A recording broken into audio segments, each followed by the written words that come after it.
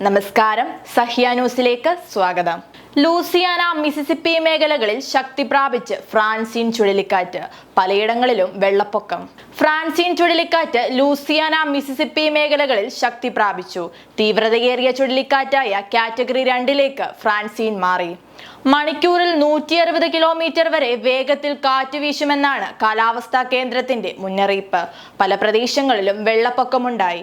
ഇതിന്റെ ചിത്രങ്ങളും വീഡിയോകളും സമൂഹ മാധ്യമങ്ങളിൽ പ്രചരിക്കുന്നുണ്ട്.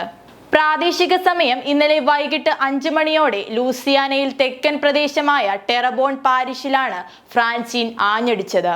ഈ വർഷം അമേരിക്കയിൽ വീശിയടിച്ച മൂന്നാമത്തെ ചുഴലിക്കാറ്റാണ് ഫ്രാൻസിൻ.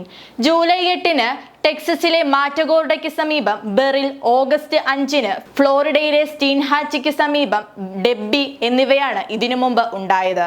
ബുധനാഴ്ച രാത്രി ലൂസിയാനയുടെ തീരപ്രദേശത്തേക്ക് നീങ്ങിയപ്പോഴാണ് ഫ്രാൻസിൻ കൂടുതൽ ശക്തി പ്രാപിച്ചത്. 2021-ൽ ഇഡാ ചുഴലിക്കാറ്റ് കാരണം ദക്ഷിണ ലൂസിയാനയിൽ 2 ആഴ്ചത്തെ വൈദ്യുതി മുടക്കം ഉണ്ടായ ശേഷം സമാനമായ ദുരന്തങ്ങൾ ആവർത്തിക്കാതിരിക്കാൻ ഭരണകൂടം നടപടികളെടുത്തു. ബാക്കപ്പ് ബാറ്ററികളുള്ള സൗരോർജ്ജത്താൽ പ്രവർത്തിക്കുന്ന കമ്മ്യൂണിറ്റി ലൈറ്റ് ഹൗസുകൾ സജ്ജമാക്കിയിരുന്നു.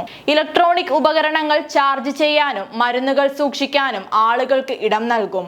മേഖലയിൽ ജാഗ്രത പാലിക്കണമെന്ന് അധികൃതർ നിർദ്ദേശിച്ചു.